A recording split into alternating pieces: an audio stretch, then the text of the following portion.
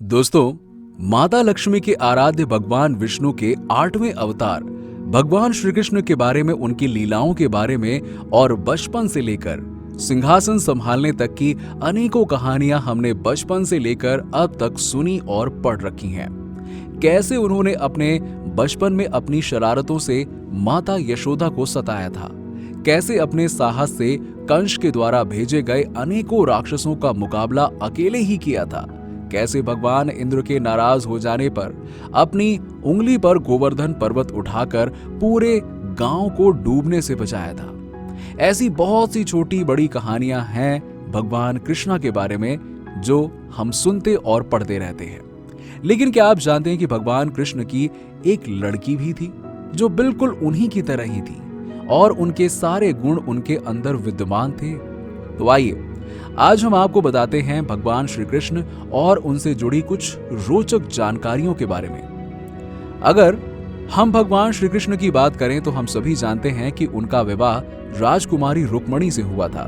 लेकिन यह विवाह सबकी मर्जी से नहीं हुआ था, बल्कि राजकुमारी ने भगवान श्री कृष्ण को पत्र लिखकर ये न्योता भेजा था कि वो आएं और उन्हें लेकर जाएं। और इस तरह से भगवान श्री कृष्ण और माता रुक्मिणी का विवाह हुआ था। रुक्मिणी विदर्भ के राजा भीष्मक की पुत्री थी और ये श्री कृष्ण की 8 पटरानियों में से पहली पटरानी थी। रुक्मिणी ने भगवान कृष्ण के 10 पुत्रों को जन्म दिया था, जिनके नाम निम्न हैं: पद्युम्न, चारुदेशण, सुदेशण, चारुदेह, सुचारु, भद्रचारु, चारुगुप्त, चारुचंद्र, चारु और विचारु। ये 10 पुत्र थे। इनके बाद इनकी एक पुत्री भी थी जिनका जिक्र भागवत पुराण में मिलता है। इनका नाम भानुमति था। इनकी पुत्री के बारे में और किसी ग्रंथ में कोई भी जानकारी उपलब्ध नहीं है। ऐसा बताया जाता है कि इनकी पुत्री भानुमति का विवाह राजा बलि से किया गया था, जो कृत कुमार के पुत्र थे।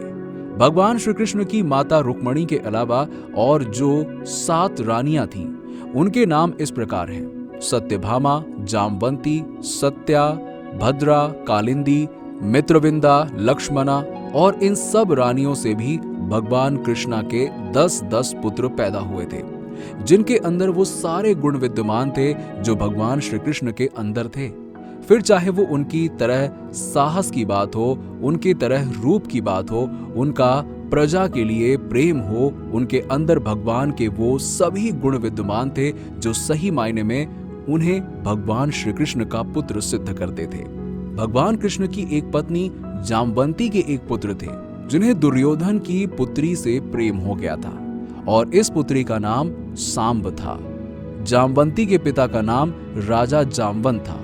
वहीं अगर बात दुर्योधन की करें तो उसकी भी 2 संतानें थीं, एक पुत्र लक्ष्मण और दूसरी पुत्री लक्ष्मणा।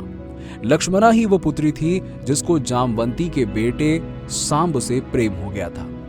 लेकिन दुर्योधन इन सब से अनजान भगवान कृष्ण से हमेशा द्वेष की भावना रखता था, क्योंकि वो भगवान के धर्म और अधर्म को ना समझकर सिर्फ घमंड में चूर रहता था और सोचता था कि भगवान ने पांडवों का साथ क्यों दिया।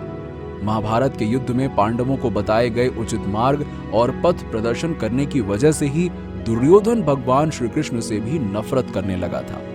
लेकिन उसे कहां पता था कि उसी की पुत्री लक्ष्मणा भगवान कृष्ण के पुत्र सांब से विवाह करना चाहती है। लेकिन जैसे ही उसे इस बात की खबर हुई, उसने अपनी पुत्री का स्वयंवर घोषित कर दिया और इसके साथ ही उसने इसका भी पूरा ध्यान रखा कि किसी भी यदुवंशी को इस स्वयंवर में न्योता ना दिया जाए। इसीलिए सांब इस स्वयंवर में नहीं आ सकता था, लेकिन वो इस तरह अपने प्रेम को भुला भी नहीं सकता था। इसलिए सांब ने लक्ष्मणा को भरी सभा से ले जाने की बात सोची और ऐसा विचार करके वो दुर्योधन के बीच सभा में आया और लक्ष्मणा को उठा ले गया, जिसको देखकर दुर्योधन आग बबूला हो उठा और उस पे हमला करने के लिए उसका पीछा करना शुरू कर दिया। जहां रास्ते में उसे श्री कृष्ण के बड़े भाई बलराम मिले। उन्होंने दुर्योधन को समझाया कि आपसी मतभेद को भूलकर बच्चों के प्रेम को सहर्ष स्वीकार कर लेना चाहिए। यही उचित धर्म है जिसका पालन उसे भी करना चाहिए। और भगवान श्री कृष्ण ने भी दुर्योधन को यही समझाया कि 2 पवित्र प्रेम करने वालों को अलग करना एक जघन्य पाप है और वो खुद को पाप का भागीदार ना बनाए और दोनों के विवाह को स्वीकार करे और उन्हें आशीर्वाद दे, जिसे बाद में दुर्योधन ने भी मान लिया और दोनों को सहर्ष स्वीकार किया। तो दोस्तों, क्या आपको ये सारी बातें पता थी जो सारी बातें हमने आपको बताई? शायद नहीं। और अगर इनमें से कुछ भी ऐसा था जो आपके लिए बिल्कुल नया था तो हमें नीचे कमेंट सेक्शन में कमेंट करके जरूर बताइए। साथ ही आपको वीडियो पसंद आई हो तो इसे लाइक करें, शेयर करें और हमारे चैनल को सब्सक्राइब करना